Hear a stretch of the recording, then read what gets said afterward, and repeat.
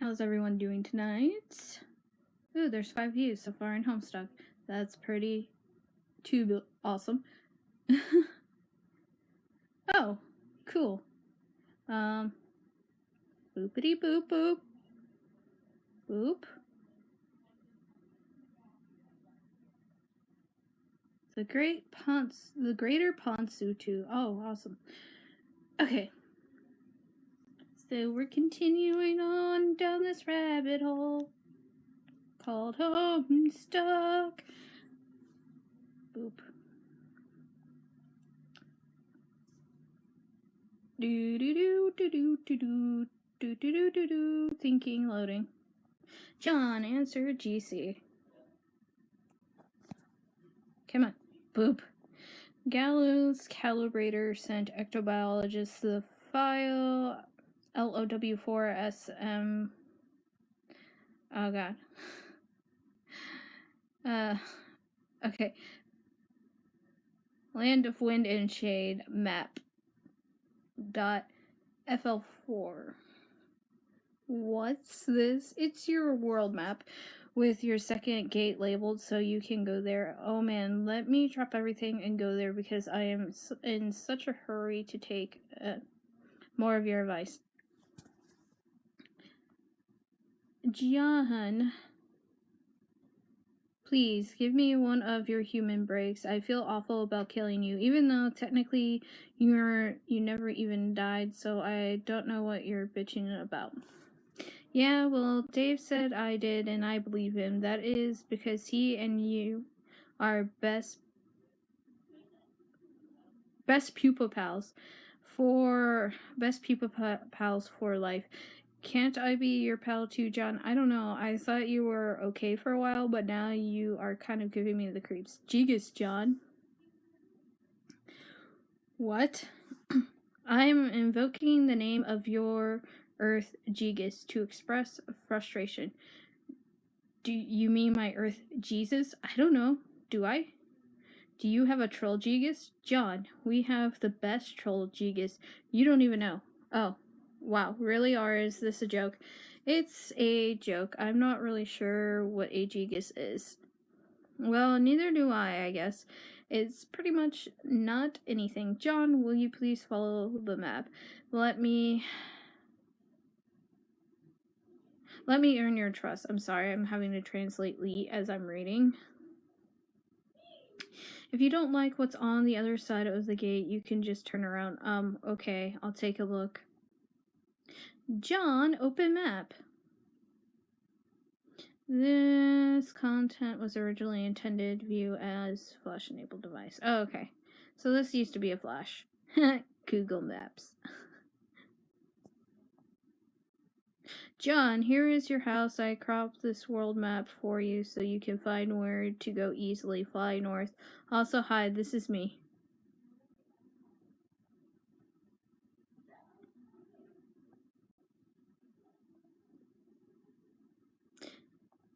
This is the second gate. Go in here. I promise you won't die this time unless you screw up all by yourself. John, proceed to the second gate. John, enter. You spend the next 20 minutes staring at this image before you realize it's not a flash file.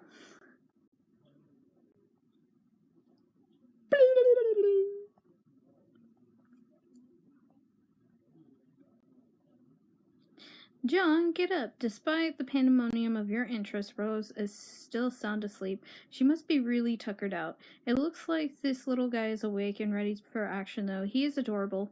You decide to name him Dr. Meowgun Spegler. Turntech Godhead began pestering ectobiologists. Wow, okay. You're a little early, but that's fine, I guess. Also, you suck at rockets. Ugh! What? She tricked me again? Who? GC. She told me how to get to the second gate, so I went through, but it took me to Rose's house instead. Another prank. Dude, you did go through the second gate. I mean, I don't know why you would listen to her again. Kind of moronic. But that's a whole other issue. She didn't trick you this time. Oh, then I don't really get this. What were you expecting? This is how it works. The progression of gates is like this whole round robin thing, cycling through each planet. Gate 2 on your planet leads to Gate 2 on Rose's. Then you build up to Gate 3 above her house, which leads somewhere else on her planet. You look for Gate 4 somewhere there, which leads to Gate 4 above my house, and so on. Wow. Okay. Ordinarily, Rose would have already gone through her Gate 1, but she's sleeping pretty hard, obviously, and ordinarily, you wouldn't have gone through Gate 2 until her house was built up. So, you wouldn't fall to your death. But you got your cheat rocket, so that's fine. See, we all got to coordinate on this thing. Okay, how do you know all this? Fuck. Come on, dude. Oh yeah, you're the orange Dave. Hey, no offense, but do you think I could talk to the real Dave for a second? That's rude, John. God damn it, I am the real Dave. You know, the one who saved your life. I'm more real, actually, because I've been through some heavy shit already. Hopping around on red hot gears and I-beams for like a year and grinding shit out for your ungrateful ass. Here, look, check out this code from the future. Not that you deserve it. Capital W-I, capital I, lowercase n, 189, capital Q. You're fucking welcome. Wow. Calm down. I'm sorry. That's not really what I meant. I mean, of course you're a real Dave, but what I mean is the Dave from my time is also my friend, and I guess he's in the same boat I'm in, not knowing stuff and all, and I'd feel bad keeping him out of the loop. Turned out Godhead began pestering ectobiologists. Yo. Oh, hey. I think I pissed off your future self. What did you do? I said he wasn't the real Dave. I think I might have really hurt his feelings though. Pfft, don't worry about it. Why not? 'Cause I wouldn't give a shit and he's me. Okay, I'm in Rose's room, by the way. What? Really? Yeah, but she's asleep. Okay, don't go anywhere. I'm coming down to the computer. Okay? David's here. He wants to use the computer, probably to help you scope out Rose's room and snoop and stuff. I mean, that's what I would have done if you were alive, so I'm gonna go use these flappy ghost wings and tear shit up in space or something. Sure. Hey, Dave. What? In case I forgot to say so before, thanks for saving my life. Yeah. Turn to Godhead cease pestering ectobiologists. Boopity-ba-doo. Boobies. John Snoop. Okay, I don't know what you're doing here, but I think we could both agree that you've got to rummage through as much of her shit as possible before she wakes up. Man, I don't know how I feel about that. I don't really like the idea of capering around her room while she's asleep. It feels weird. I'm going to wake her up. Dude, no. Come on, she's out like a light. Anyway, it was some like weird future thing that happened that made her sleep. A future thing? Yeah, shit doesn't get more clear than that. Well, yeah, she won't wake up, so I guess so, but I'm not snooping. Fine, don't. But here, just do this one thing. See those two notebooks on the floor behind you? Yeah, they look sort of like journals. I don't think I should read those. You don't have to read them. I'm not telling you to. What kind of prying tool do you take me for? Just pick them up, like tidy up a bit since you made a royal fucking dump of her room just now. Okay. John, pick up books. Now I need you to do something else. This is important, like for important game reasons and stuff. Take the card the books are on, flip it over, so you can see the code. Wait a minute, I see what you're trying to do. I won't tell you the code for Rose's book. Dude, you don't have to tell me the code. Just flip it over and let me know if there's a code there, that's all. Okay, I guess. Yeah, there's a code. Alright, cool. You could ditch the books now if you want. Maybe put them back on the floor so Rose doesn't think you were snooping seriously. You've got some grubby fingers, bro. Why don't you mind your own business there? What is even with you? Dave, I think all this laughing made me poop in my pants too hard. Isn't that your birthday package there? Oh yeah, I think it might be. Maybe you should look at it. I don't think it counts as snooping since it's technically yours. Yeah, maybe. I wonder if she's finished. She was so tight-lipped about the damn thing. I'm really curious. Dave, zoom in.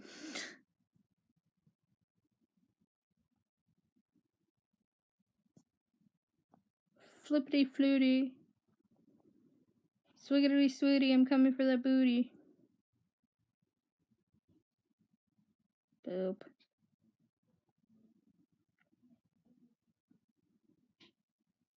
Freaking little cow. Yarn bonk. Ta-tunk.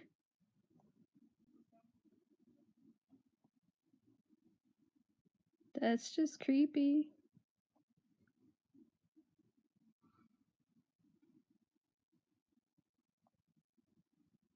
Careless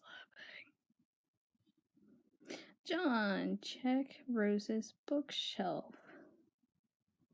You eye your birthday package again curiously. It's awfully tempting to peek inside, but you feel guilty about it for some reason, even though it's yours anyways. Your supposed perusal of her bookshelf would be harmless enough, just a bunch of books. The knowledge within is meant for everybody. John pesters you with the message.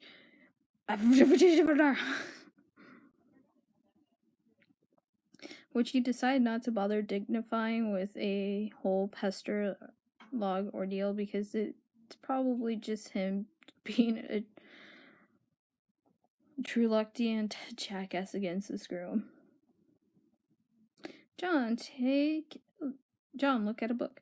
The Ocean Charles by Charles Barkley. You find a book full of beautiful poetry and groundbreaking philosophical thinking by American sports legend Charles Barkley. These are words to cherish. This is a man to treasure. John, take book. You capture log Rose's autographed copy of this Ocean Charles. Jewels of wisdom like this don't just fall into your lap every day and shouldn't be parted with lightly. You doubt she'll mind if you borrow her book. She's always trying to get you to read her weird books anyway. John, oh, just open the package already. You can't take it anymore. You're going to see what's inside. Aw, it's a bunny. It's adorable. John, I never got to thank you properly for your gift. Yes, the words were there. Language comprising the familiar veneer of gratitude rubbing off with each tired favor traded for a God bless to a sneeze are a few pennies cradled in a receipt. Perhaps it's the deplorable romantic in me, but I thought your present and your friendship demanded reciprocation, surpassing by some degree the utterly meaningless. The proper things I thought would be a demonstration that your offering was not in vain. Yes, maybe some would take your suggested alternative to my gloomy preoccupations as a passive-aggressive jab, but I know you didn't mean it that way. In fact, I'm sure reading about it now is the first time the notion has occurred to you. John, please stop rolling your eyes. The letter is down here. The gift in this box is a resurrection. I used your present to thread life anew into a tattered heirloom. As long as I can remember, its black, greasy appendages have been tethered limply to its ratty, porous carriage. Too delicate to wash, too dear to discard. I used to love this rabbit, now he's yours. I trust you find this to be adequately sentimental. Happy birthday, Rose. John, put the bunny back in the box. Chaos Dunk. This gift from Rose is too cool. 2 sweet bunnies on one birthday. What are the odds? In a fit of enthusiasm, you shut up and jam the bunny back in the box, executing a textbook chaos dunk. Millions would have perished if everything in the ocean weren't dead already, that is. John, take box. You gently chaos dunk the fragile bunny back in the box and capture log it. It is such a nice present. You will have to write Rose a thank you note and tuck it under her hairband or something. Wait, no, that would probably be creepy. This bunny reminds you that you still have a salamander in your Silodex. She is holding the bunny Dave got you. It's sort of uncanny how similar they are, aside from the knitted enhancements. Seriously, what are the odds? So weird. John, deploy beloved daughter. Oh my god, John. You're kidnapping children. You know what's funny? I have a giant scale mate that I had custom made. And it is a John Egbert scale mate. He's huge and soft and squeezable. I also have a mayor plush and a knack-knack. Or a knackadile. Knack. I can't wait till I get to the knack-knacks. I love the knack-knacks. My knack-knack's name is Doritos, and he is the ninth Nectar. The ninth Doctor from Doctor Who. You released your precious Casey. She was probably getting antsy in that car. You think you'll leave her here with Rose. A dangerous quest is nothing to embark on with a sweet, innocent little girl stashed in your inventory. You aren't actually sure if she's a girl, though. You don't even know if salamanders can be girls. Aren't they hermaphrodites or something? You don't know anything about biology, unless it is biology that has to do with ghosts and slime. But even then, you don't actually know anything. You just sort of like to pretend you do, looks like a troll is bugging Rose. John, answer troll. Oh no, this is horrible.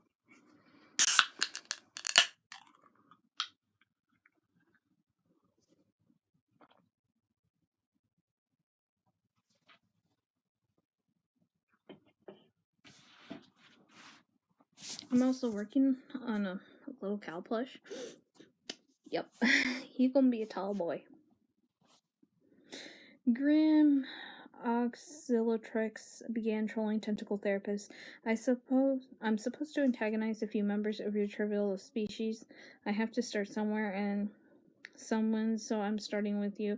And now it's going to be pointless and unpleasant, mostly for me. Actually, you know what? I'm not really feeling this at all. Goodbye.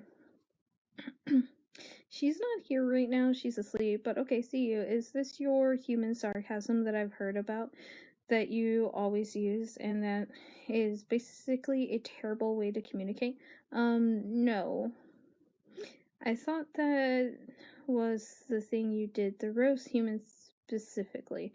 Oh, yeah, that's me. I'm the rose human. Look at me. I'm so smart with all these snooty words and complicated things to say. I'm the queen of books. Okay, these are definitely insincere comments. Why do you work so hard at being awful? I am so burned. These burns are crazy. Can we just cut to the chase and be friends already? These cat and mouse games are so dumb, we're just going to all be friends at some point anyway. Have we spoken before? I don't know, maybe it's hard to keep track with all your time nonsense. Now that I think about it, it is pretty conceivable that I will talk to you again in the past after this conversation. That's because you guys always do things the hard way and the dumb way.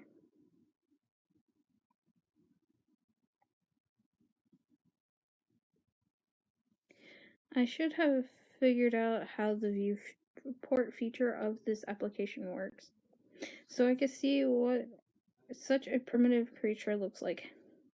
Haha, well, I know what you guys look like. You look kind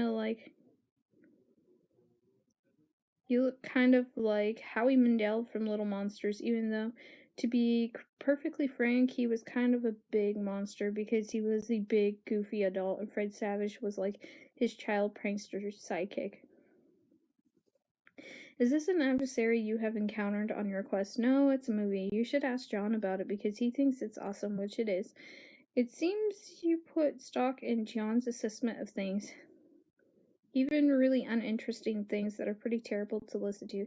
He's either the leader of your party or you hold whatever the human equivalent of mating fondness for him is.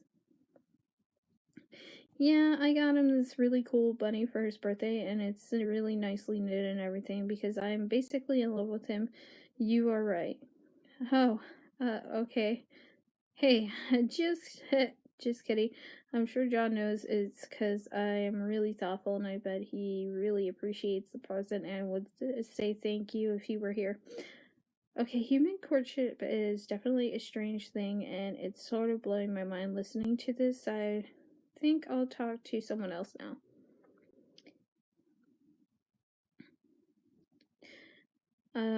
Why don't you talk to John? Maybe when along his timeline would you recommend communicating with him? Oh man, I don't know. Why don't you pick the time that will be the most complicated mess out of everything imaginable? That's what you're gonna do anyway.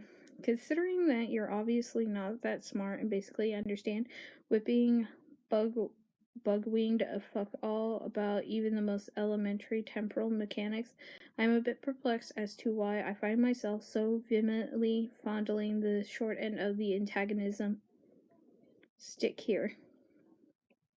Kind of irritating. I'm gonna go talk to your comrades, this John human, and figure out what's going on. Okay, if you talk to him in the past, he'll understand even less. Buggy would fuck all about time and he'll be confused. So maybe paste something from this conversation to him. I don't know. And if you talk to him in the future, he'll probably know all this stuff, like things you've said to him but haven't said yet. And then you'll be confused. Sorry, that's just how this works. I don't say I didn't warn you. Consider me fully briefed on the matter. Until next time, Rose.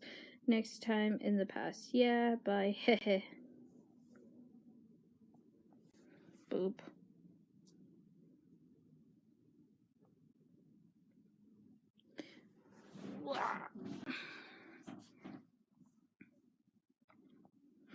Oh, now we're getting into the trolls. Grim Oxelotrix began trolling twin Armageddons. If you're not too busy still setting up the network, perhaps you could come show me how to activate the viewport. I am, in fact, too busy still setting it up. Well, here's an idea. Press F1. My keyboard is missing the F1 key. Lies. Don't bother me. I'm not in the mood. If I see one more snarl of wire kind of jutting out and being tangled or whatever, I am going to perform some sort of athletic fucking somersault off the deep end and get a call from the president or some shit. So go away. He used to like to talk more. If I recall, I was typically the one who would solicit reprieves from your nonsense. So I don't know what happened. That was before I knew we were all going to die, and no one believed me. And now look at you all. All believing me suddenly. Uncanny. Then why are you doing this? Setting up these stations for us to get you all off my bulge about it, and I won't troll any of them personally, no way. Kind of juvenile. But you guys go knock yourselves out, okay? See the menu up top, fiddle around with that until you open the viewport. I did fiddle with it to no avail. If you can't figure shit out by fucking around, you don't belong near computers. Kind of like with registered sex offenders in schools. Oh my gosh. How'd they even know this? They're like 6. If you move to a new town, you have to go to your neighbors' doors and warn them about how stupid you are and give them a chance to hide all their innocent technology and vandalize your house. Yeah. F1 boink.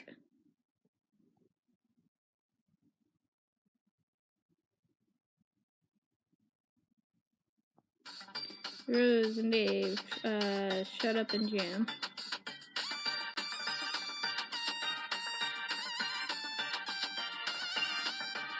Epic rave party!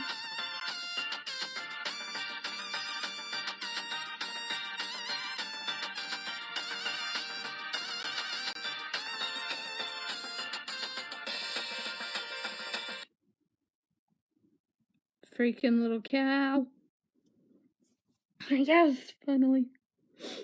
Rose, first be the pony, second follow Mom. You are now the pony. You stand outside some ruins which your beloved master's mother entered recently. Outside you find a striking scarcity of oats or greenery, or anything at all that is delicious to chew on. This is as compelling a reason as any to follow her inside. Maplehoof, enter. You go in the ruins, your clopping hooves echo throughout the cavernous and foreboding environment, but you are too stupid to be nervous. Your powerful snoot detects the scent of Rose's mom. She went this way. Maplehoof, follow scent. Good grief, look at all this grist. A large and terrible monster must surely have been slain here. Maplehoof, collect grist. You pick up all the grist and store it in Rose's grist cache. This is entirely too much grist of too many exotic types for such a low-level player, but you'll take it. You don't look a gift horse in the pink heart tattoo. The grist overflow is gathered by the grist gutter utility supplied by Grist Torrent. It is stored and gradually redirected to other players. Maplehoof, proceed. Rose's mom stands on a small platform and disappears. You are a little nervous about transportalizing yourself as a quadruple grizzly. Bisection strikes you as a very real possibility. Even though you are too dumb to think of such things.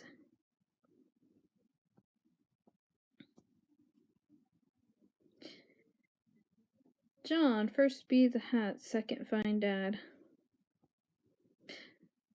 Rose stops being the pony just in time for John to start being the hat. The breeze carries you to where you need to go.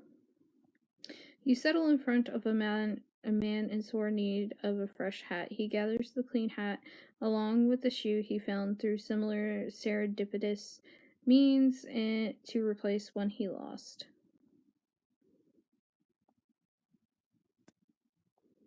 Colonel Sausaker.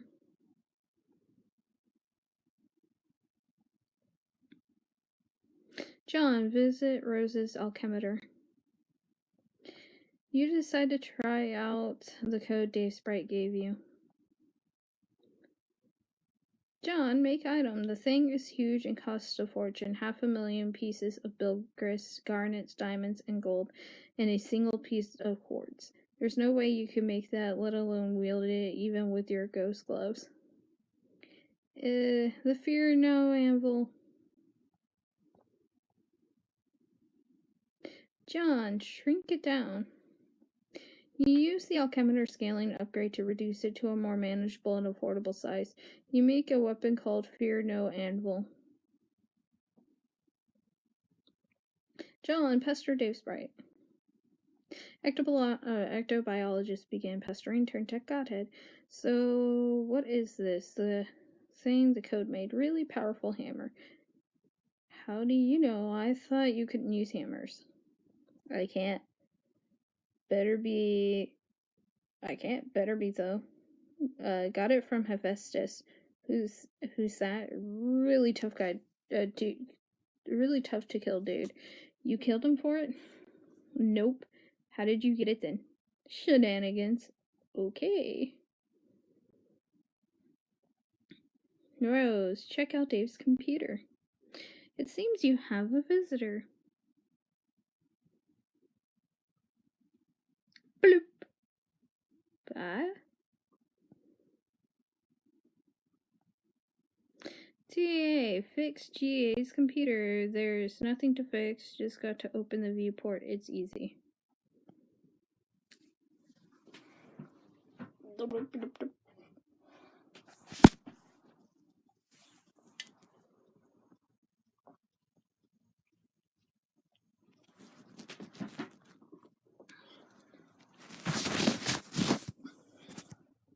Let's examine laptop. Someone has been using your pester chum account, and you somehow doubt the culprit was this young, upright amphibian presently throwing a fit. Rose, go find John. You hurry to the door so you can catch John before he goes gallivanting off somewhere. But it seems your door is ajar. Funny, you don't remember leaving your door ajar, even though it's sort of absurd for you to take note of such a thing, considering John recently left your room. Oh well, it doesn't matter. You will now proceed through this door uneventfully. Rose, proceed through door uneventfully. You get dumped on by a bucket full of hellacious blue phlegm aneurysm gushers as a thoughtful but mischievous thank you gesture from John. Your prankster's gamut plunges to an all-time low. You can not hope to defeat Egbert in a prank-off. He is simply the best there is. John, equip trusty rocket. Rose obviously isn't waking up anytime soon. Might as well take some time to explore and maybe stop by again later.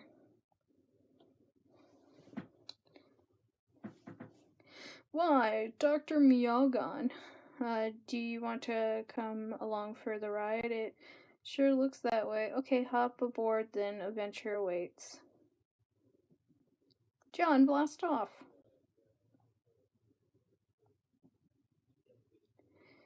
Where is he off to now?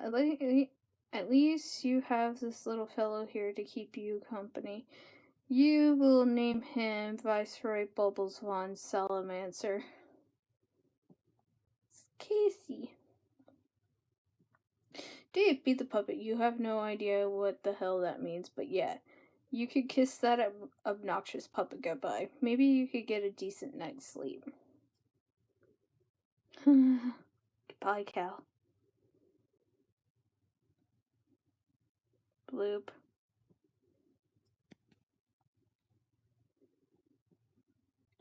Okay, this is the most ridiculous thing you have ever seen. What is taking place here is most certainly illegal. You are not sure which laws are being broken, but it's probably a lot.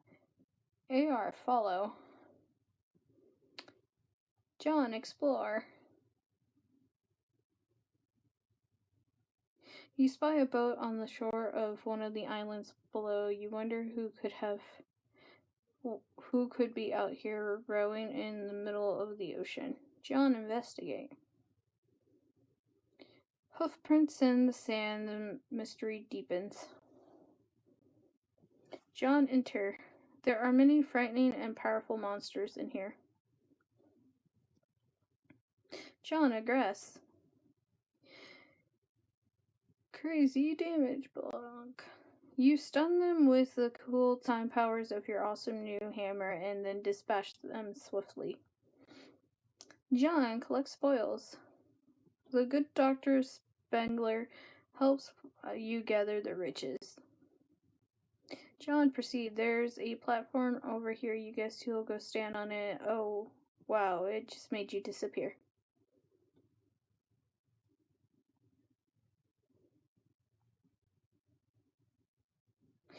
John, explore lab. Now what in the hell is what in the hell is going on in here? John, explore lab further. Now what in the hell is going on in here? John, who cares? Just ride the pony already. Yes. Fuck yes. Hell fucking yes. But seriously, what in the hell is going on in here? John, but seriously, keep exploring. You find a sweet get up. It's almost as if it was tailor-made for you. How weird would that be? John, put it on. You equip the junior ectobiologist's lab suit. John examined nearby station. Now, what in the hell is going on in here? Of course, it's obvious what's going on in here. It's another one of those 4 monitored house-shaped terminal thingies. AR, resist urge to ride bro's rocket board. You fail to resist the urge. You start thrashing up stunts as something on Canny Brutal on your quest for mad justice, yo. And get this way, rude municipality under control. Shit is basically flying off the hook.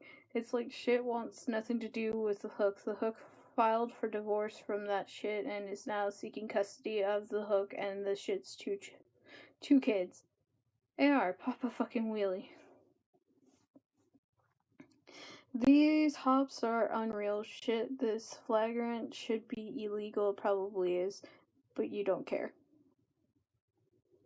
PM, prepare to depart for battlefield. You have traveled to Prospect's moon to board a shuttle headed for the battlefield. There you will seek the counsel of the White King.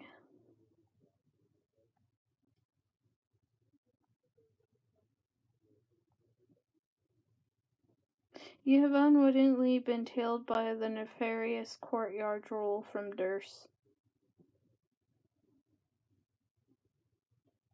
CD, pick PM's pocket? You pilfer the White Queen's ring. PM, depart. None the wiser, you board the shuttle, next stop Skyle. You receive an incoming message from the draconian dignitary. You tell him you got the ring. He says good, bring it to him while he waits for an update from the hegemonic brute who's been tracing the king's movements down on the battlefield. He asks if you're still wearing that ridiculous outfit. He says you don't have to anymore by orders of the Sovereign Slayer. You say you still rather wear the outfit. He's got nothing to say about that.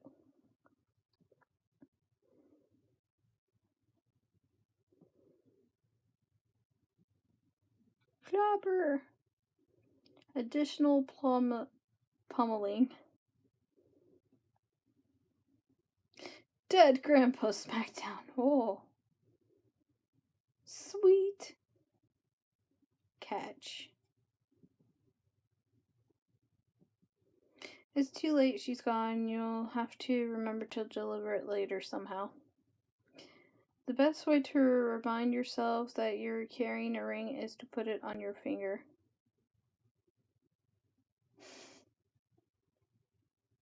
Of course, that was just an imaginary transformation, since the ring doesn't work like that on humans. It was fun to pretend, though. Meanwhile, in a timeless expanse, somewhere, a war-weary villain, Rue's eternal struggle between feuding royalty. The battlefield holds little promise for the peaceful life of a simple farmer. WV, rise up. Do. Boop.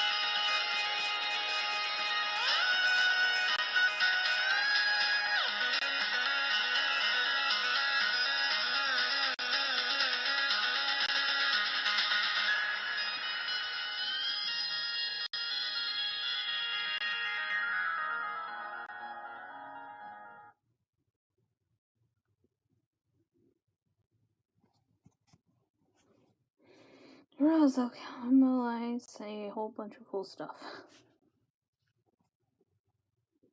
Shit, let's be Santa. Rose, combine hub with laptop. You make the hub top. That one was pretty obvious.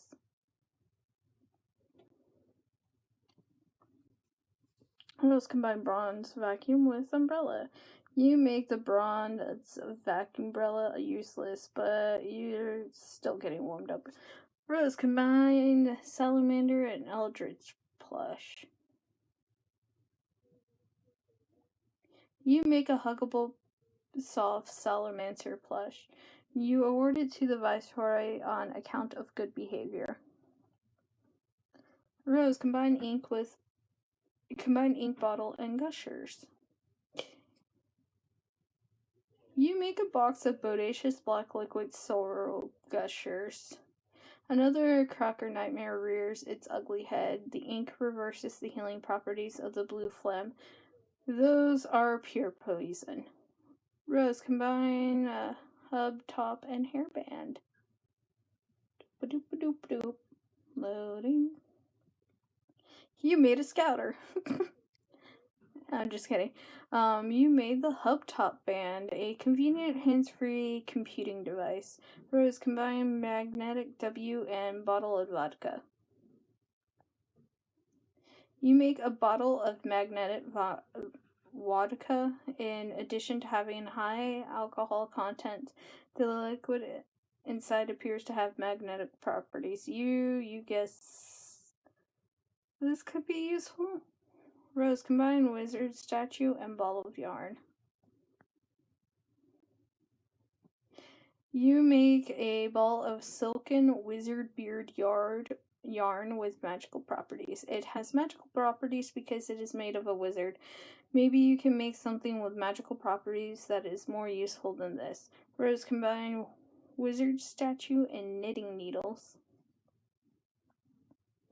You make a pair of needle wands. They crackle with magic energies.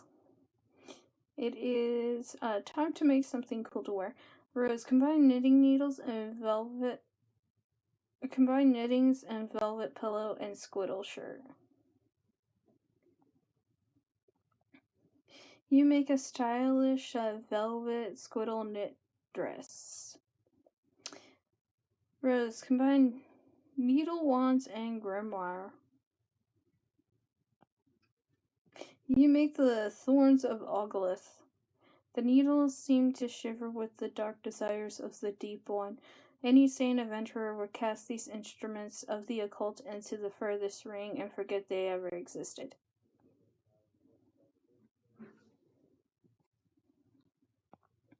Rose, aggrieve encroaching malefactors. Welcome to the party, motherfuckers! Jade, build. You take advantage of Dave's nap to make some archaeoculture headway on his building. You're really proud of your floor plan. It is so cool. How the friggle diddle is he supposed to get up there? Speaking of naps, you have been asleep for some time yourself. You suppose you better wake up soon. But then your neighbor in the other tower is supposed to be waking up soon too, and it sure would be a shame if you weren't around to greet him. Dave, wake up and jam. And by jam, you mean alchemize.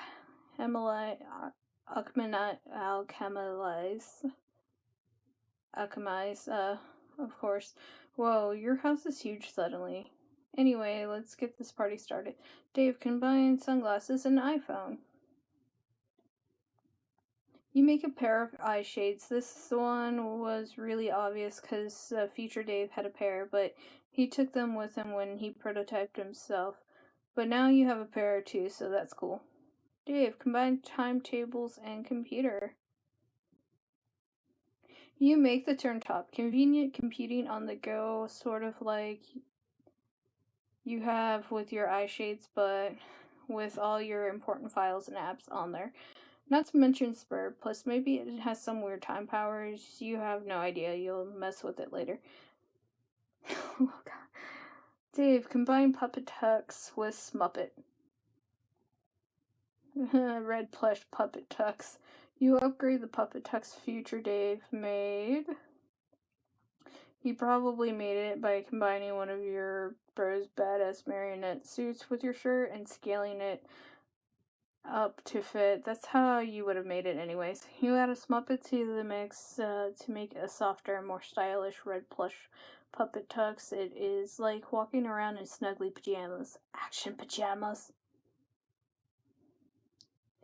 Dave, combine Broken Kelda Scratch and Ruby Contraband. You combine a couple more items you got from Future Dave's loot stash, the broken form of the Kaleido Scratch, and some Ruby Contraband, whatever the hell that is. The resulting item costs a fortune. You have no idea what it is. Dave, preview item with HoloPad. You momentarily reconfigure your alchemitor upgrades to make use of the HoloPad extension. You pop the card in the slot and check it out. The combination would produce the broken Scarlet Ribitar. Dave, combine whole Kaleido Scratch and Ruby Contraband. Out of curiosity, you try it again with a whole sword. You dial back Kaleido Scratch's little turntable, rewinding the sword to a point in its history before it was broken. You then combine it with the red frog thingy to show the complete Scarlet Ribitar. But there's no way you couldn't afford to make that yet. It costs even more now. Maybe you'll stick to combining items around your house for now rather than stuff from your future Solidex. It will be less confusing that way and probably less expensive. Dave combines shitty sword and hella Jeff drawing. Oh god. The sword. You use one of your bro's really shitty swords from the fridge and a printout of hella Jeff to make a sword. This thing is unspeakably shitty. You are having a hard time even holding it. Come on. Dave combines Snoop Dogg photo and mini AC and Kaleido Scratch.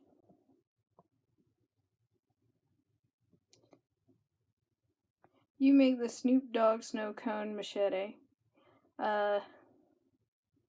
When photos drop in like it's hot, just turn the bizzle nozzle so they chillax full rizzle. Oh my god.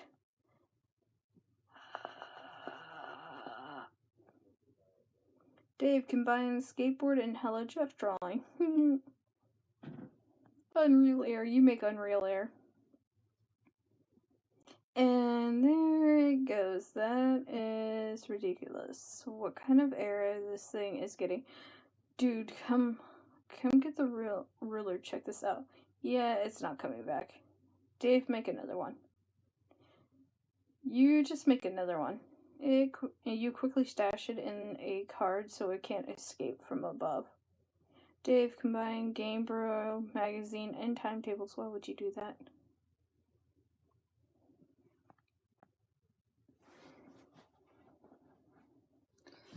You turn back the clock and make a vintage Game Bro. You think you remember this one from your bro's stash. It's a classic. Dave, combine Batarang and Midnight Crew poster. You make a whole pile of Suitarangs because they are really cool and pretty cheap. Dave, combine plush Puppet Tux and Midnight Crew poster. You make 4 aces suited. You aren't really sure which one you like better. The red one is softer, but the black one is sort of stiff and starchy. Anyone wearing this suit is all business. Maybe you'll switch it up as your mood dictates. Dave, combine plush Puppet Tux and felt poster. This would make the felt duds if you had some of whatever that green grist is. Dave, combine Smuppet and felt poster, oh god. You make a jutting out and impudent felt plush. You do an aerobatic fucking pirouette off the handle and into his heart. And he into yours. Oh god. Dave, combine dead things and Amber and Smuppet. You make a foam mutant Smuppet encased in amber. Now we're getting somewhere. Dave, combine dead things in Amber and Smuppet. For the sake of science, you combine them in double line, combine them instead of at and combine them. You make an Amber mutant Muppet abomination. So cool. Now this is how you make shit work. Egbert and Lalonde should be taking notes.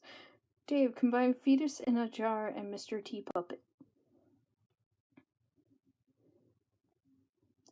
You make the foam fetal Mr. T in a jar. Another back-breaking victory for science. You're looking pretty chill with your new freak show entourage. The underlings all look kind of put off by it, though. You're kind of weirding them out. Dave, combine camera and capture log card.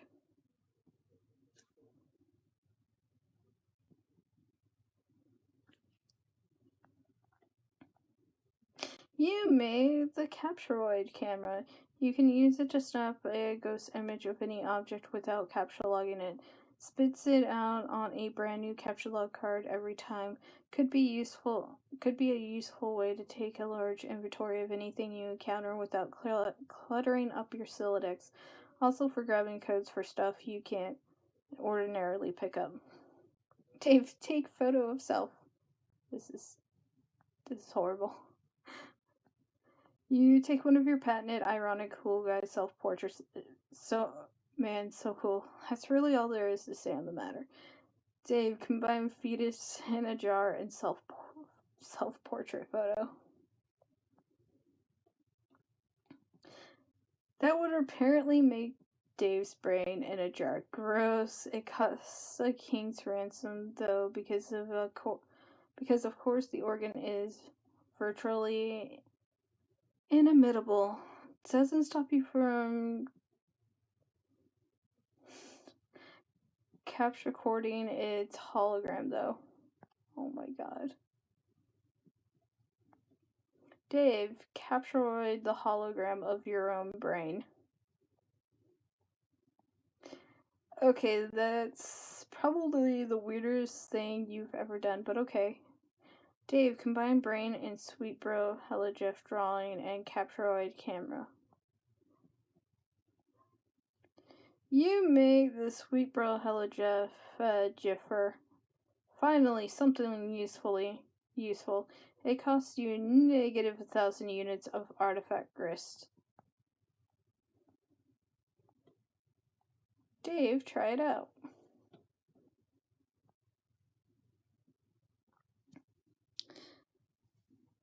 Oh god. Snipe. Sweet Bro and Hella Jeff. Bro, where did you go? I was going to shaw you my chops. Ah, dude. Are those wings? Looks like it automatically prints out a Sweet Bro Hella Jeff comic in some way related to whatever you take a picture of. This should save you a lot of time, specifically the 5 minutes it takes you to draw a comic. You're a busy guy. Dave, make copies of Rose's journal. Can't forget the most important thing you came up here to make. Gotta be getting your snoop on. Dave, take a look. The one book is titled Meow. The other one is titled Complacency of the Learned. Gee, you wonder what could be in Meow. Dave, read it. Meow. Meow, meow, meow, meow, meow, meow, meow. Lots of meows. It's no surprise that all of this book is full of more meow letters. Looks like Rose is totally nuts. What else is new? You guess we'll try out the other book. Looks like it's some sort of creative writing project. Dave, read Complacency of the Learned. Freelish bothered his beard as if unkinking a hitch in a long silk windsock. More pedestrian audience would praise the exhibit as nervous compulsion, behavior to petition contempt among the reasonable. He was, however, not surrounded by the reasonable but the wise, a distinction in men that would forever be the difference in history's garland of treasured fallacies. As a matter of fact, his coterie of fellow wizards were all putting similar moves on their beards as well. The practice would evince thoughtfulness, sagacity, even if they don't do it all the time. Standing in line at the bank, shooing squirrels from bird feeders, few occasions were safe. Zazarpan inspected the clue, a single piece of evidence cradled in his courageous old man palms. He has paws now. It was a human bone, not striking in the tail it told alone, so much as that told by the thousands, like its festooning the marshy soil of the mass grave. The grisly expanse bore the texture of a decadent dessert, like one of Smarnie's formidable custard trifles wobbled out on wheels for the holidays, to the dismay of a small nation. You're certain of this? Asked Friglish, despite what he was doing with his beard, he was in fact immersed in meaningful contemplation. I am afraid I am becoming more so with each terrible tick engrossed by that gaudy timepiece slung around your neck. In case it wasn't clear, Freilish wore a clock Zazarpan didn't care for.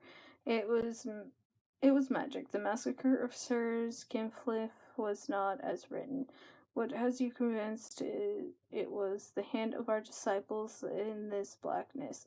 Executors chimed in. I believe a fat-faced, stammered I, starting with the guilt of a thief in the throes of unraveling alibi. I can summon a more pressing line of inquiry.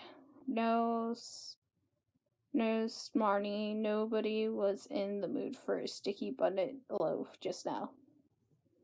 How much? Oh, jeez, wizard porn. Zazarpan's ears fell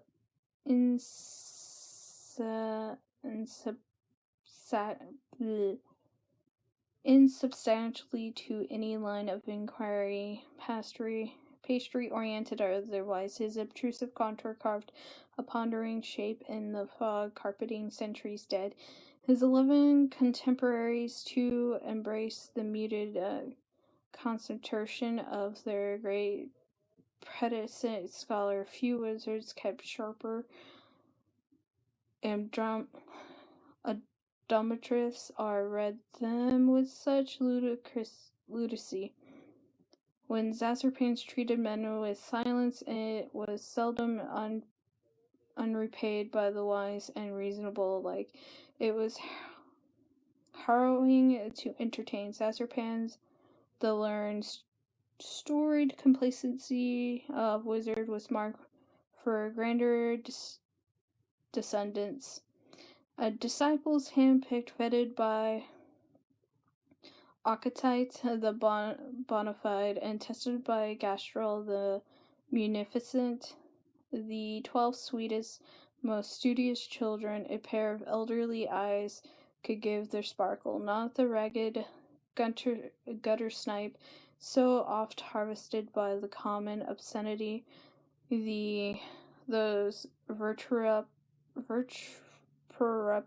little beggars with hearts to corrupt as drop bananas brown. That these chosen youngsters would turn was not merely unthinkable, but something of a roundhouse to the temporal bones of the upper indifference's high chamber of soft-skulled prophets. His wisdom's savaged brow pruned further with recount of his many lessons to would-be successors, lessons to advise humanity's elucidation and prosperity, and outcome this bleak trail now painfully obviated. Oh my god, Rose. I hate Rose. Rose, what are half these words? You're like 13. How the freak do you know half these words? I don't even know half these words, and I like to read. I need to read more.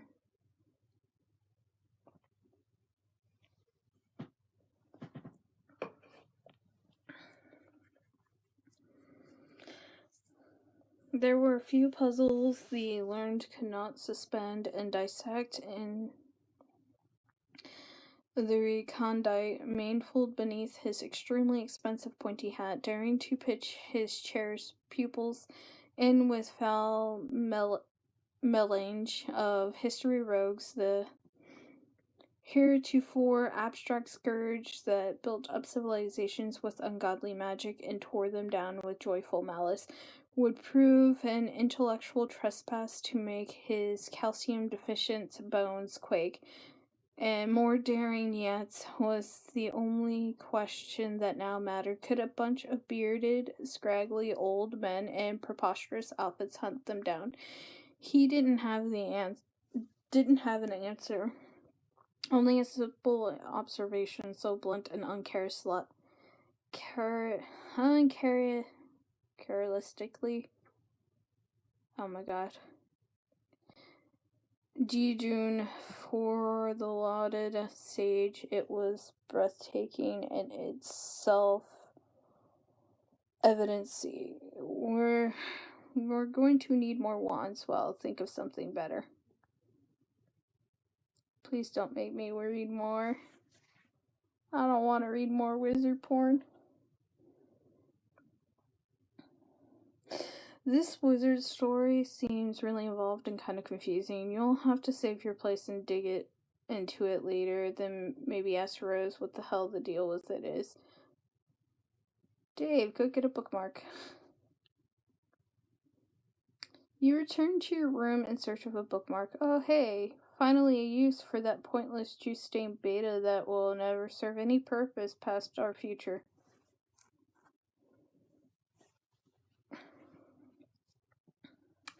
You drop it on the John in case you're looking for some reading material later.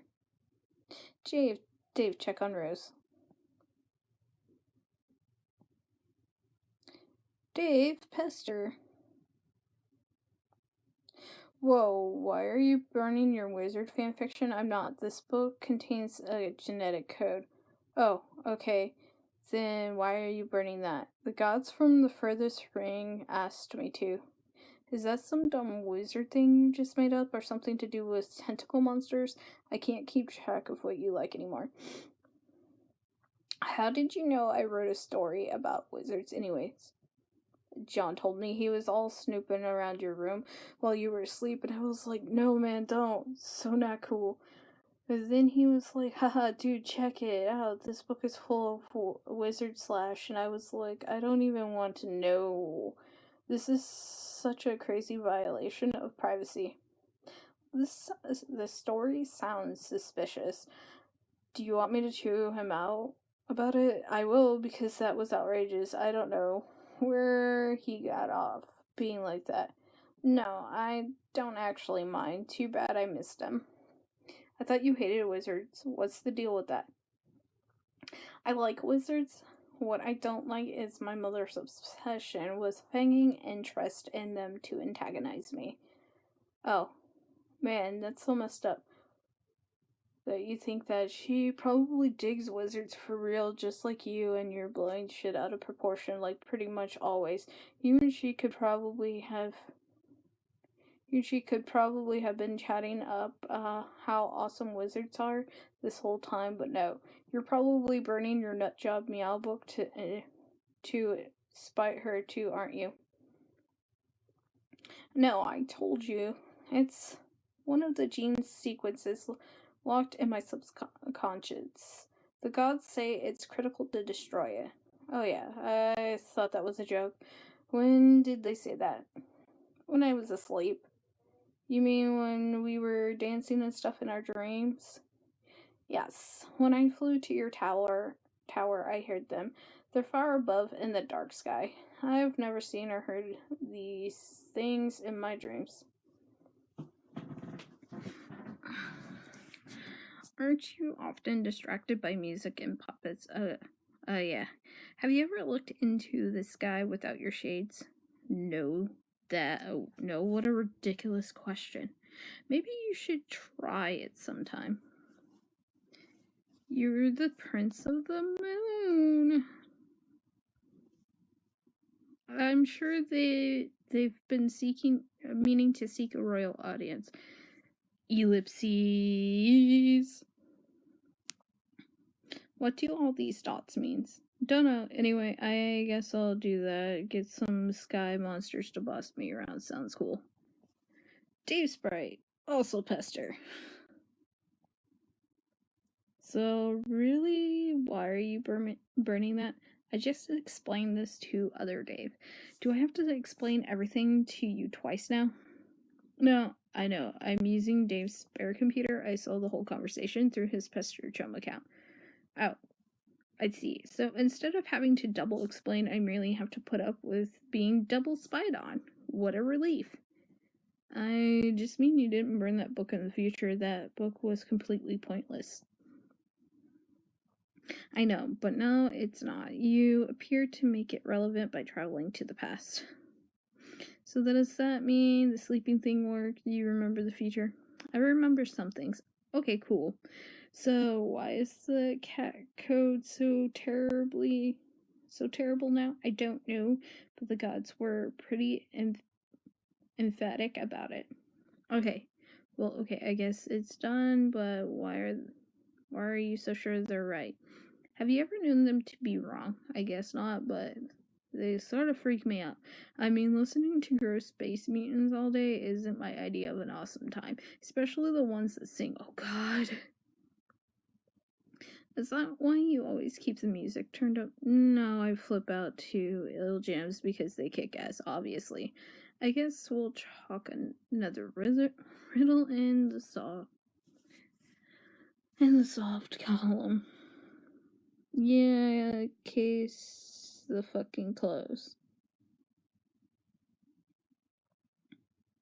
Are you talking to future me? Yes. Okay, I'm out of the loop again between you taking orders from Cheering Face and birdwing me with, like, future secrets. I'm doing some sort of spectacular fucking jackknife off the loop and getting a wink and a nod from Brock Abana. I'm coming upstairs. Okay. I think that was supposed to be Obama, but it was a typo.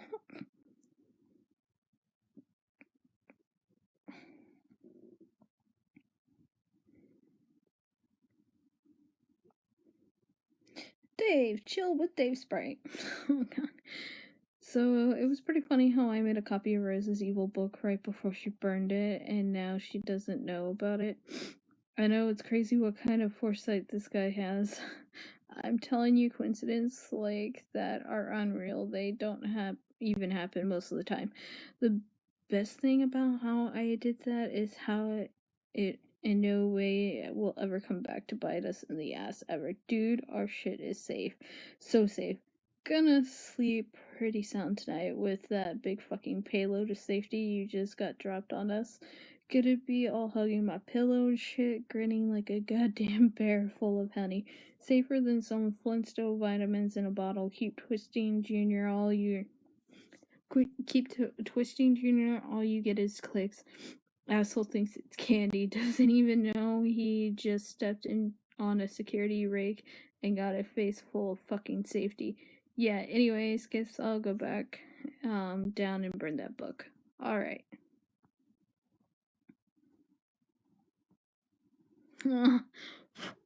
Dave, go back in time and stop the thief.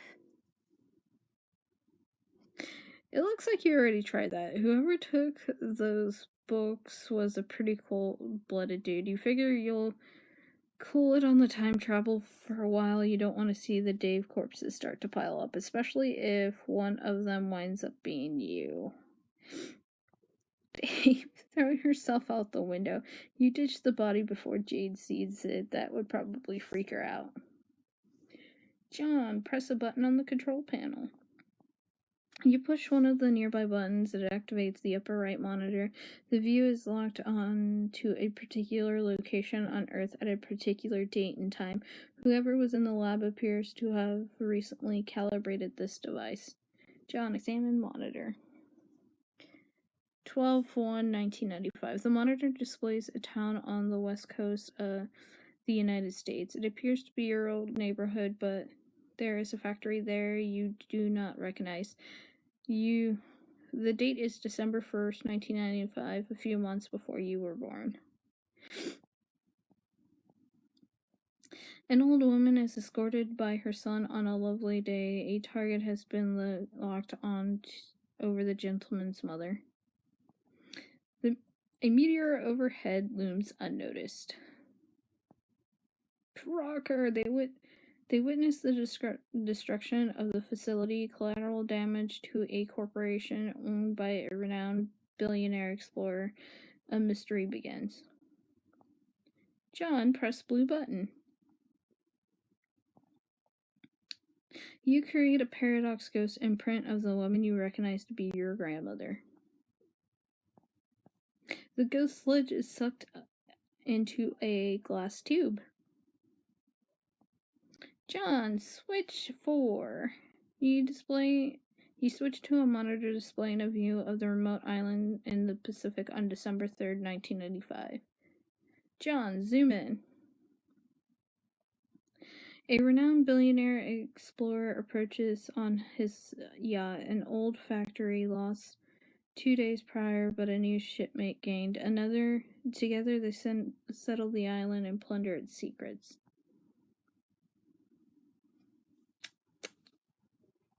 Boop-a-doop-a-doop.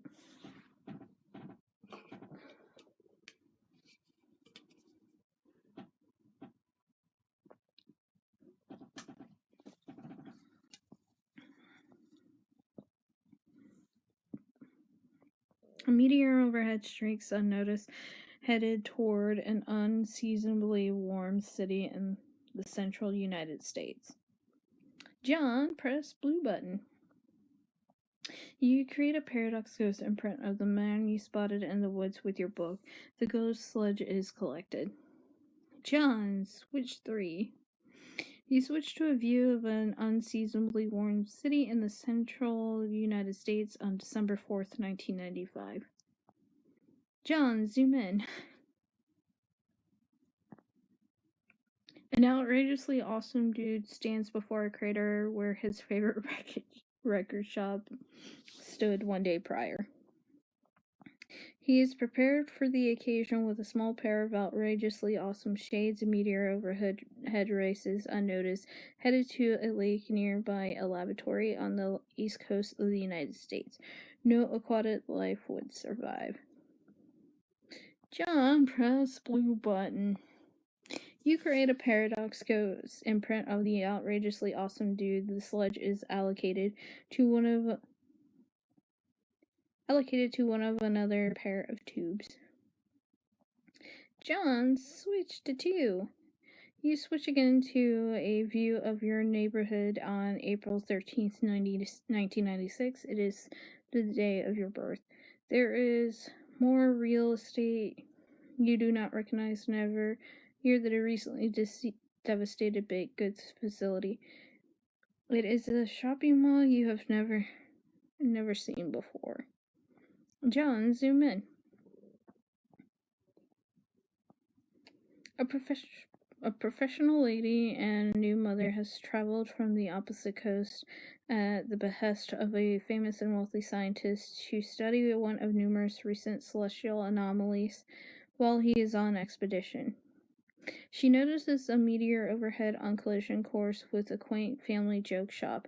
A distinguished gentleman notices the lady and comes outside to greet her, oblivious to the threat above. The gentleman's mother remains inside, busying herself with a tall bookshelf, a ladder, and a rather hefty unbridged joke book. The old mother lost today, but a new son gained. The gentleman discovers a clue. A powerful nose detects perfume. The lady has fled. The mystery deepens. But the monitor has not lost track of the lady. John, press blue button. You create a paradox ghost imprint of the professional lady. The sludge fills the final tube. Once all the tubes are filled and automated, a sequence begins to execute. 4 young paradox clones are created. Jane, Dirk, Jake, Roxy. John, there's one more button to push. Ectobiology sure does involve a lot of button pushing. At least it does when you're a junior ectobiologist. Your loyal assistant, Dr. Mialgon, is all over this one. One pair of tubes empties the sludge into the chamber below. The other pair does as well. Another sequence is activated.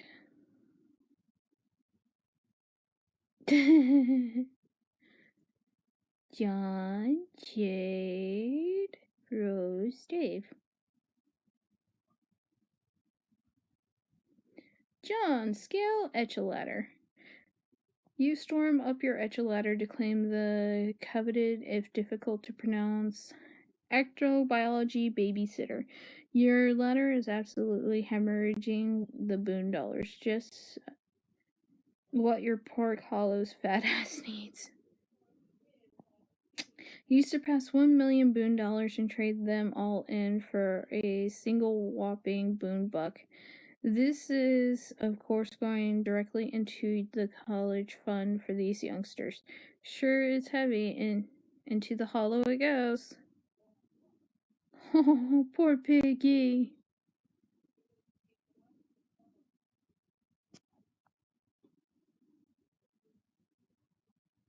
That's smashed. Navigating the vale nearby, an old man has much to do before he returns to Earth. Dies, gets stuffed by his adopted yet biological daughter / granddaughter, and stuck in front of a fireplace. Taking priority at the moment is shipping 2 passengers along overdue for a reunion.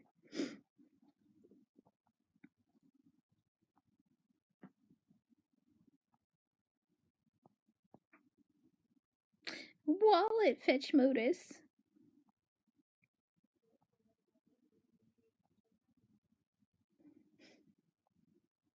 CG Trolljohn. See, this is a case in point. What point?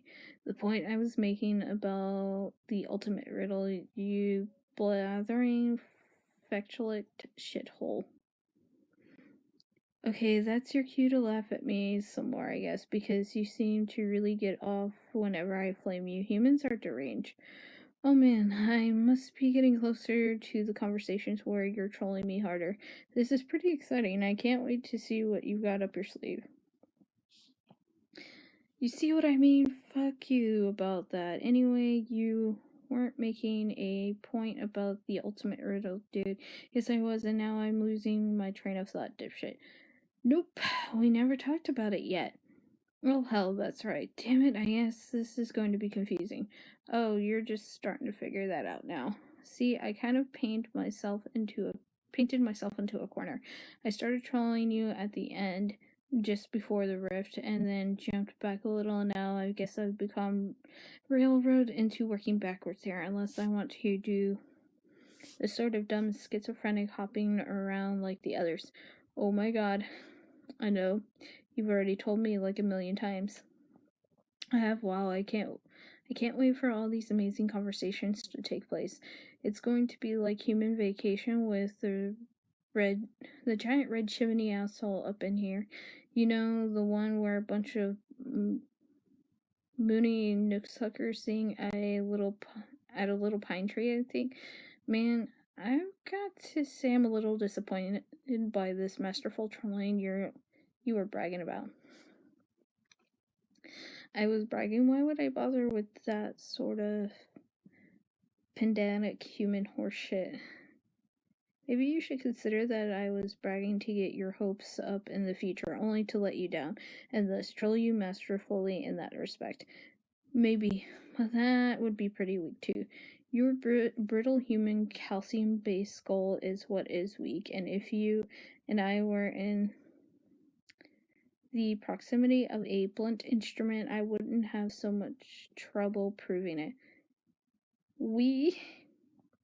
So that was the case in point you were making anyway? I was scrolling back and noticed you were in the Veil. Whoa, I am. Yeah, dum-dum. You're tumbling around on a big goddamn meteor and you just created younger versions of yourself and your guardians. Probably by mucking around with that thing like a doofus. Wait, these are baby versions of us? Haha, so clueless. What did you think you were doing there anyway? Well, I saw footage of my Nana and some other people who I am pretty sure were like Jade's grandpa and Rose's mom and stuff from a long time ago, and then they were all these little guys scurrying around, so they're all clone copies of us? No, they are literally you and your guardian's paradox clones. Huh? What do you mean? They're literally us? Do they go back in time? Yeah, obviously, great guess, brain hero. But technically, they're not even sent back in time because, with respect to your medium, your universe's timeline is meaningless. Seriously, why would it give a crap about Earth's past or future or whatever from its perspective? It's just a bunch of points to choose from. Just like how your chronology is from our perspective. But I guess that's a bunch of semantics with respect to your personal chronology. Yeah, they go back in time. A paradox clone is by definition a correctly cloned duplicate that will inevitably go back in time and become the original target that was cloned. If it's a malformed clone, it's just a meaningless mutant that has no bearing on the stable loop continuum. I don't see any tentacles or extra eyeballs or warped bone bulges or so those gross little things there are all you guys waiting to go to Earth and grow up and become the insipid bunch of grub-fisted douchebags you all are now. And this was the point I was trying to make about the ultimate riddle. What is the riddle anyway? Maybe I could guess. I'm good at riddles. Haha. Think again, ignoramus. It's not even that great or even much of a riddle at all.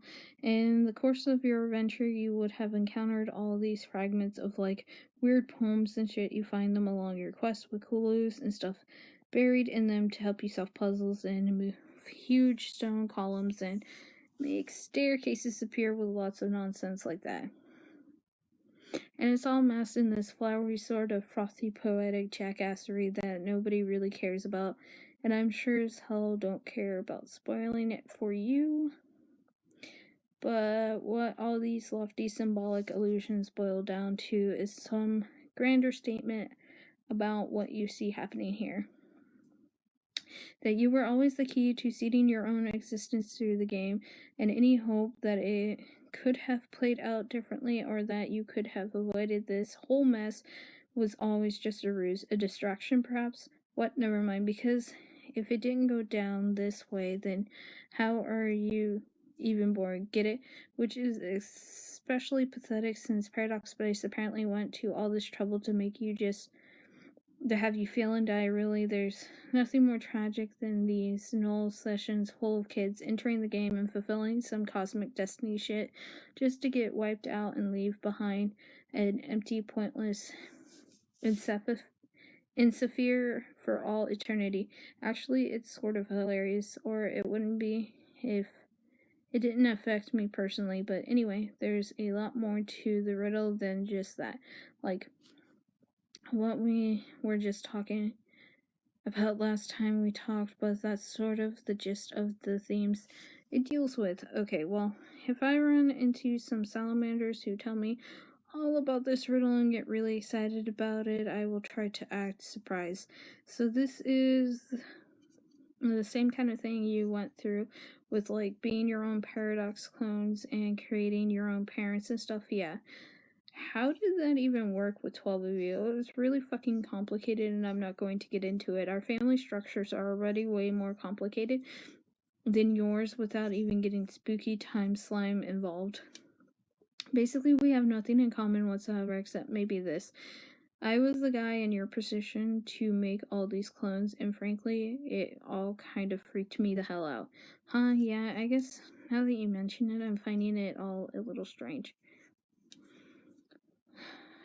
Oh, only just now? Fuck, you are fast. I hope you got the mad boombox to pay off those speeding tickets.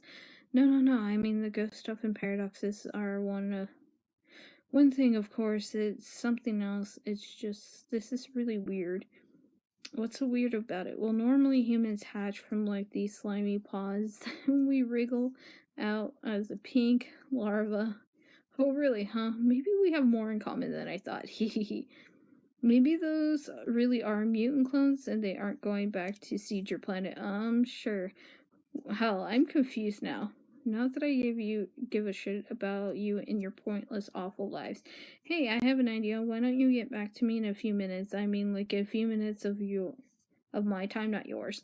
All of these little pink monkeys are getting way out of line and I have to tend to them. If you message me in a couple minutes, we can continue conversing in a sane, linear fashion for a change.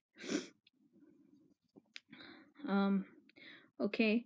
And then after that, you can keep going backwards and then make fun of me riding my little red rocket, and you could tell me I look like a silly little paradox clone fresh out of my slime tube, and this is just all a big nursery time recess jamboree. That would burn me good. Okay, that is pretty good, but I can't use it because you said it, and then later, i.e., right now, you would get the satisfaction of knowing you were the one to come up with that burn. See, you are dealing with a pro. You can't out-troll me, so just forget about it and stop trying. John, tend to little pink monkeys. Apparently humans are larvae, and we hatch out of eggs. They are scrambling all over the place. They appear to be preoccupied by some of the objects littered around the lab. At least it is keeping them busy. Dirk is sleeping with little cow, of course. John, get trolled by CG again. Where did the Jake get the guns? Where did those guns come from? John, why are you letting the babies play with guns? You are a horrible parent. Okay, it's a few minutes later. Look how sane and linear we are being. Yeah, okay, awesome. Now fuck you and goodbye. Wait. What? I was just looking at all these rascals and I was wondering how they go back in time and become us and stuff. Does it have something to do with the reckoning? How do you know about that? You told me we had this great dare going to see who could be the least helpful and informative, and you totally lost, dude. You were hella helpful. I was obviously just spitting your stupid, pointless human dare. What is a dare anyway? It's nothing. Someone says do something, then oh, laugh, laugh, you lose if you don't do it. That isn't anything that deserves a word. We don't even have a word for dare in our language. The closest approximation would be worthless fucking bullshit waste of time for silly little children. Oh wow, is that the title? Is that the title of a movie too? Yes. It's the title of every dumb movie you've ever liked. Haha. That isn't even true and doesn't make sense. Anyway, how could we have made a dare if I'm moving backwards on your timeline? You would dare me to do something, then I would do it next time, but then you wouldn't even remember the dare. Because we didn't make it yet. That's what isn't true and doesn't make sense, you damp bag of puke. You. That's nasty. That's nasty. Well, yeah, the dare never happened. I was joking around and made that up to give you a hard time. You have sounding stupid down to such a science. Where is your lab coat and test tubes, Professor Dr. Brain Professor? I'm wearing a lab coat, sort of. You look like an elf. That's bullshit. You look like you should be blowing into a funny little shell and limbering up for a silly cookie dance. Do you even have elves? Yes. Let's compare which fantasy creatures that don't exist we both do or do not have. What a great fucking idea, John. What? You asked about the reckoning, so why don't we talk about that instead of all these pretty much terrible things? Okay. Yeah, so when the reckoning starts happening, all these paradox clones get shipped off to meteors flung through the sky and defense portals and sent back to Earth. End of story, I guess. Bye. Wait. So that means we are all sort of like Superman? Yeah. Yeah, I guess. Cool. You all trace the mythological footsteps of your beloved human Superman, who's really just a muscular Caucasian alien. It's hilarious how humans worship him as a pinnacle of human heroism and virtue, but he isn't even human. Actually, it's incredibly pathetic, but also in a way kind of admirable, because it means deep down you all must realize who your daddy is. We are all bitches. Yeah, Superman was pretty cool, I guess. Did you know Nick Cage was almost gonna play Superman one time? My throbbing film lobe. Who gives a barfing fuck about that? John Egbert, you have assassinated my patience. Adios, loser. Wait. Get back to me in a couple minutes, okay? That's my yeah. Noise for car cat. Fine. Boop. Boo-doo-doo-doo. Face palm combo times 2. Poor car cat. AR, shred. You were ripping up so many hellacious shreds. This fierce shitty biz nasty is getting so deliriously rude brazen. You've lost the handle on that sentence. Okay, you lost the handle on that sentence. Oh my god, is that what you think it is? Frog Island. This thing is so completely illegal. How could this atrocity be floating out here unnoticed all this time? You are going to throw whoever is responsible into the slammer. You always call jail the slammer when you are extra angry at crimes. AR, go in. There is a large elevator platform ahead. AR, go down. Below, there is a dark, cadaverous room. Near the platform is a time capsule. It has deployed a seed and waits for something to be deposited and for the clock to be set. It is all harmless enough, still no sign of any perpetrators.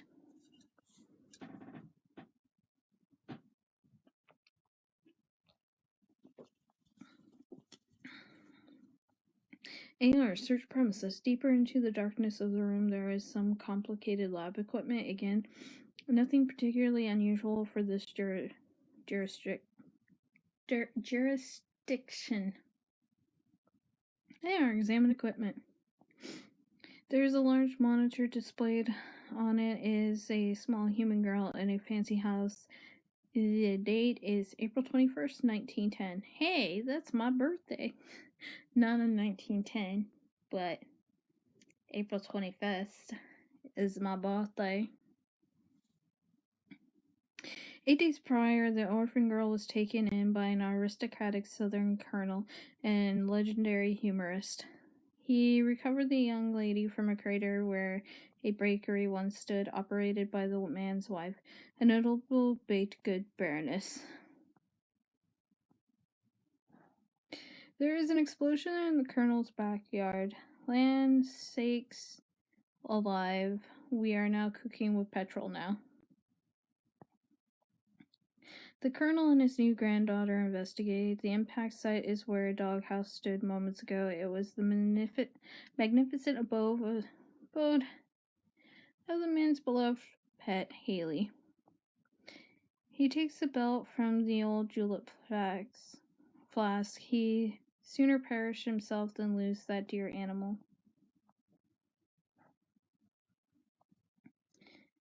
People would think reports of the man's death were greatly exaggerated, but they weren't. Jesus, why did Jake get the guns? This is exactly why babies should not be allowed to dual-wield flintlock pistols. Who would give a child a gun? John, you're a horrible parent. An old colonel lost, but a new brother gained. Haha, there's Haley. The youngsters adore their new guardian. Good dog, best friend.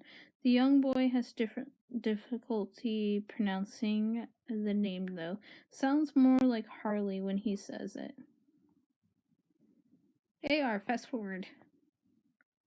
13 years later, the boy develops a taste for adventure. He and his guardian bid farewell. His sister is sad as she will be left all alone with the wicked pastry baroness.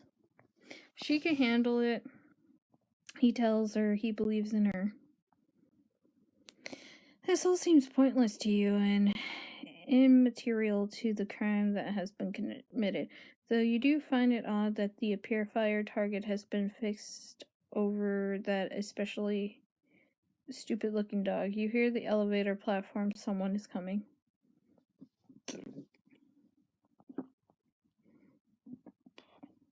It is a high-ranking agent from your kingdom. Could he be the man behind this crime?